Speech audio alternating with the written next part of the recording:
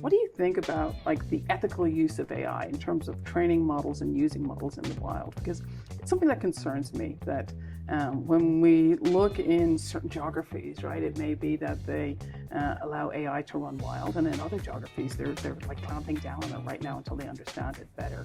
What is it that you hear about this? You want to be 100% transparent with your consumers and other stakeholders on what was involved in creating this AI artifact. And then there are other responsible AI aspects which are more downstream, which is what is it that you are planning to use AI for? Those ethical considerations are very important to outline so that when someone is actually building an AI system, they are thinking of data that will actually become part of this system that can be used for a variety of purposes. Especially on the training data side of the house, all the public data sets are pretty much gone. So the only data set that you're going to have access to is your own data set. But guess what? Your own data is not in the right place.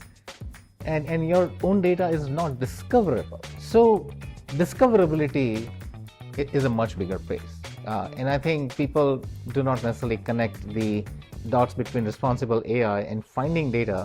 What about generating data for training models? You can, as long as you are clear what that synthetic data is. Synthetic data makes certain models run faster, and we have seen synthetic data not only being used for training but for inference as well. So synthetic data has its place, but synthetic data is not a replacement for real data. Right, no, agreed. Data is messy, right? And synthetic data is going to be clean because you've just created it for the particular purpose that you have in mind.